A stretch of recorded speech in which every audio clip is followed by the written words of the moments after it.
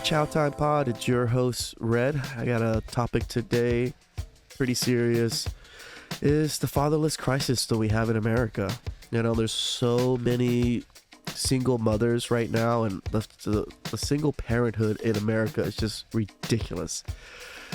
These are all the facts and statistics that surround that and why we need fathers in the home. It is so important, and I think women really need to realize this, and especially mothers that take their kids away from their fathers purposely and use their kids as pawns. So please like and subscribe down below. I'd really appreciate that, and let's get to the chow. It's chow time. I have some disturbing stats I want to share with you about fatherless homes. And by the way, some of the stats, you may, I've seen this before. I'm going to tell you, when you read some of these stats, you're going to sit there and say, that is insane. By the way, these stats are from 2021 of the impact a father makes in a child upbringing, both a girl and a boy. Yes, it affects both kids. It affects both genders of kids. I mean, man, now I'm going to get all canceled because I said two genders, but whatever the fuck.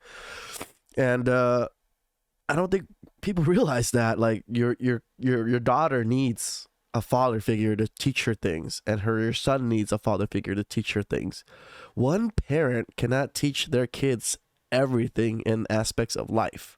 That's why there's two of different sex. Like I said, disturbing, but you will be shell-shocked with the stats. If you get value from the video, give it a thumbs up and subscribe to the channel. Let me get right into it. The U.S. has the highest rate of children living in a single-parent household of any nation in the world. About 80% of single-parent homes are led by single mothers, at a rate of 23% of children living with one parent and no other adult. The United States stands over 3 times the world average of 7. Damn, so 23% of kids are just pure single parent, no other adults. That's a huge number. 7% of children raised by one parent. For reference, the number stands at 3% in China, 4% in India. This is... Damn. We're 20-something% and it's like 3% in China and 7% in India? Holy cow. Those are quite big populations too. This is not an area we want to be competing with other countries, by the way. 100%. If there is a statistic to not be competing in, this is one of the statistics. China's at 3, India's at 4, the world's at 7. We're at 23% in America. So we're rooting the average. Our country is rooting the average. Zero bragging rights. This is the stat everybody wants to hide. And this is the stats where the side effects of this, we ain't going to see for 2 decades or 3 decades or longer. Takes a while to see the side effects. Let me continue. Even for children with a father present in the home, the average school-age boy only spends about 30 minutes per week with one-on-one conversations with his father. What the fuck? That's 30 minutes a week to spend one-on-one with their father? I'm gonna have to really think back at my fucking childhood now. I think it's right. My father worked a lot, and so did my mother, so I didn't even see my dad when I came home. He came home after I went to bed. Majority of my elementary and high school, middle school career. So I guess it's pretty accurate. Comparison, the same boy, on average, will spend about 44 hours a week watching television, playing video games, and surfing the internet. In our house, that sounds about video right. games throughout the week. It's on the weekends. After you read 150 pages throughout the week, then you have the right to play video games for an hour or 2 on the weekend, and that's what you have to earn. You have to move your body, you have to exercise. There's certain things you need to do to get to that point. Look at this man teaching his kids these things, right? Those are things that I feel like parents nowadays are lacking. Parents give their kids whatever they want. They even bend their, I have a friend that works at a dental office. One of the parents comes in and it says, oh, we're trying a new thing. We're not disciplining our kids. Like, what the fuck are you talking about? Oh yeah, we don't tell them when they're doing bad or anything. We just let them do whatever. And it's just like, you're going to raise psychopaths and killers. Do you know that, right? Like, people that get to do whatever they want without any consequences and moral backlash, literally do what they want and kill people. That's what ends up happening. So why are you like not disciplining people, your kids? It's horrible. That's our household, but the stat tells you 44 hours a week of watching TV, playing video games, and surfing the internet. That's a full-time job. So kids, instead of working, they do full-time jobs and watching TV and social media and things like that. That's interesting. Now, let me continue. 90% of all homeless and runaway children, 63% of teen suicides, 85% of children and teens with behavior disorders come from fatherless homes. Let me read that stat to you one more time. 90% of all homeless and runaway children, 63% of all teen suicide, 85%. See, I live in LA and we have a place called Skid Row where there's a lot of homeless children and a lot of homeless teens. This stat, it hurts. It hurts me when I see these people out there and 90% of them grew up without fathers. That's a harsh life to live, to grow up in, it seems like. I was fortunate enough to have my father, so. 5% of children and teens with behavioral disorder come from fatherless homes. That is a very, very big number. Next, fatherlessness likewise has a direct link to teen pregnancy and sexual activity. Roughly 70% of teenage pregnancies come from women raised in a fatherless home. 70% of teenage pregnancies comes from fatherless homes. 70%. That's a big number. It is. And these same women have significantly higher abortion rates than women raised by both a father and a mother. On the whole, fatherless kids are 20 times more likely to be incarcerated and 11 times more likely to exhibit violent behavior than children from two-parent household. 20 times more, okay? 20 times more.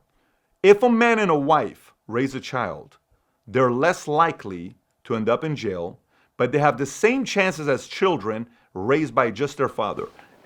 You may already be blown away by the stats before, so Say that one more time. Let's listen to that one more time. children raised by just their father. You may already be. Oh, wait, let me just... If a man and a wife raise a child, they're less likely to end up in jail, but they have the same chances as children raised by just their father. Damn. That stat I did not know. That single fatherhood is almost equated to both parents in stat wise. That's very revealing. You may already be blown away by the stats before, so maybe come back and let me read this to you and brace for impact if you missed it. Let me read it one more time. Listen. Just stay with me. Don't get distracted. Stay with me. Listen. Okay, this is my first time watching it. If he's repeating it again, then yeah, that's awesome. Raise a child, they're less likely to end up in jail, but they have the same chance as children raised by just their fathers. Damn. Husband and wife raise their kid. The chance of this kid going to jail is the same as just the father raising his kids. The problem is the single mother without a father in the picture. Yep. That can sit there and discipline the kid. Yeah, discipline. Men are probably the best at it. And the way men teach is a lot different than how women teach, right? Men teach through practicality and through experience to their kids.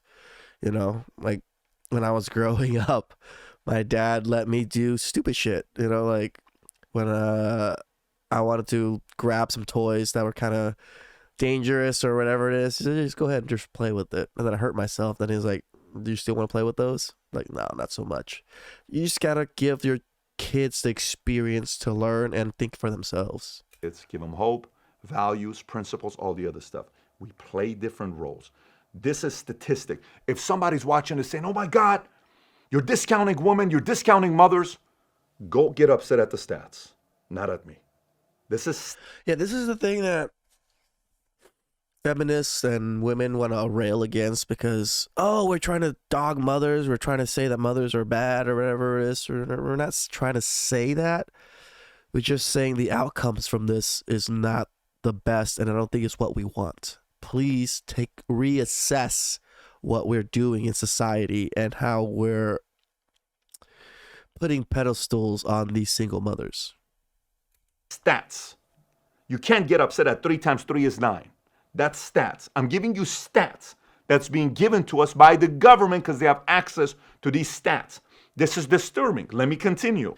Girls with no fathers have lower self-esteem. Makes sense. We can lower crime, lower mental issues, help the economy, lower suicide rates, and decrease homelessness by bringing back the family nucleus. There are things that my wife can do as a mother that I can't do. 100%. There's things she can bring that I can't bring. Mm-hmm. But there are things I can do that she can't do. Yep. So now you may say, well, Pat, I agree.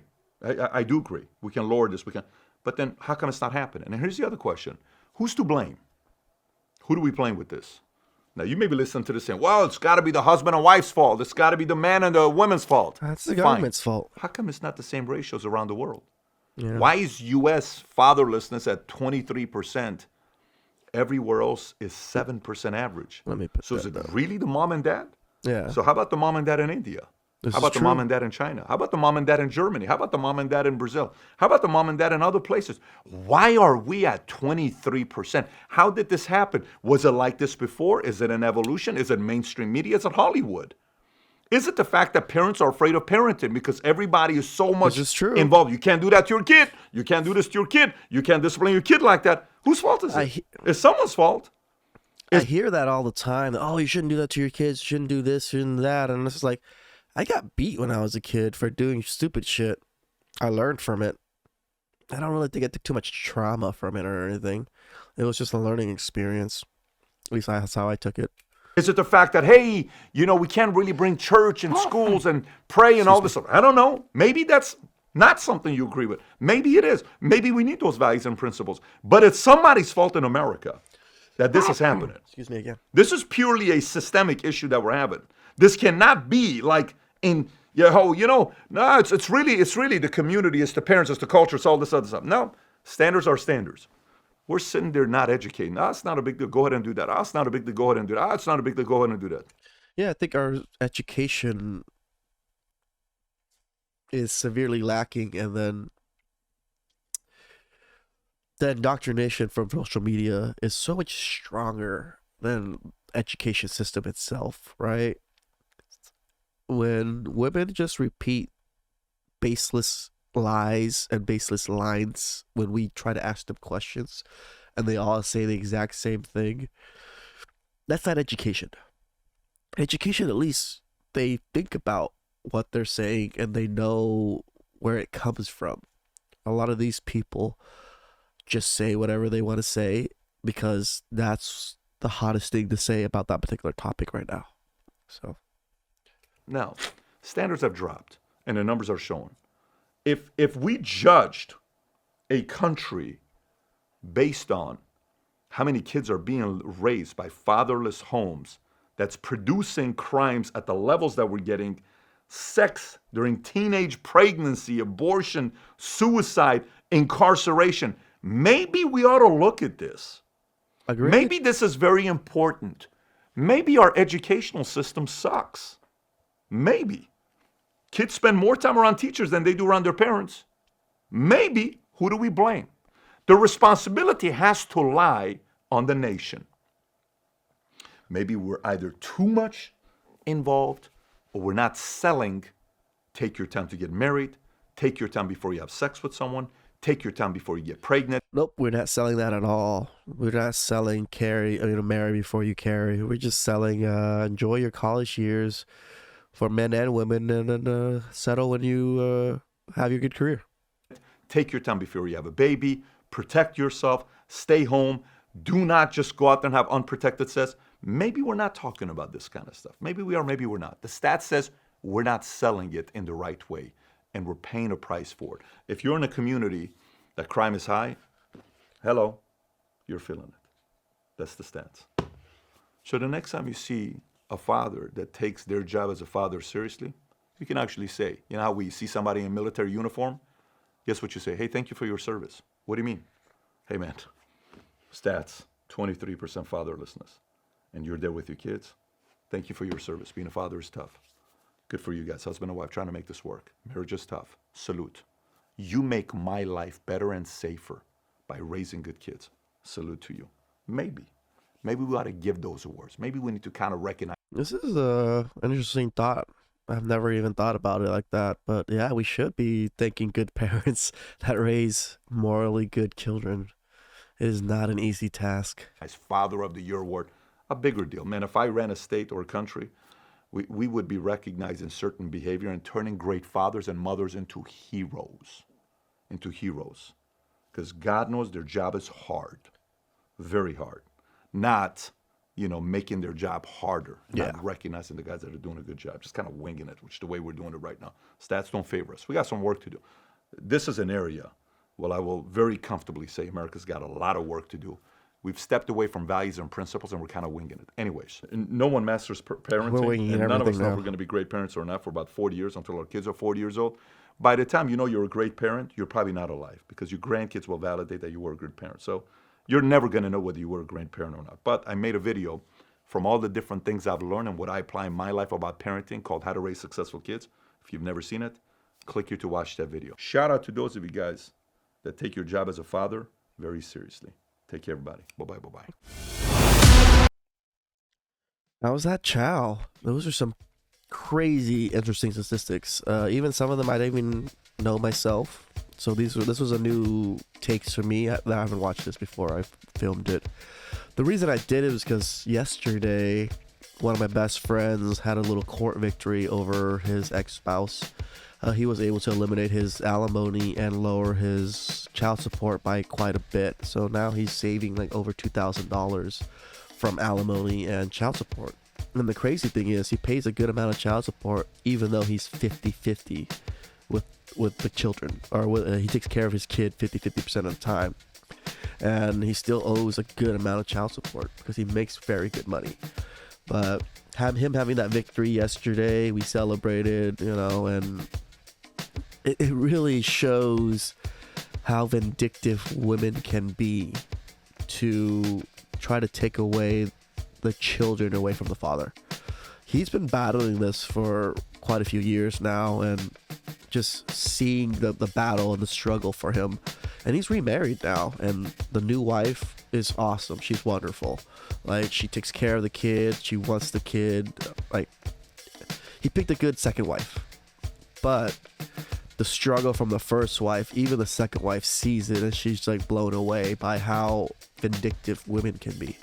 So again, I hope you guys learned something, especially women that are on my channel. Please look at this, look at these numbers, and internalize it. Maybe share with other women how important fathers can be. So please like and subscribe down below. I'd really appreciate that, and I'll catch you guys next time. It's chow time.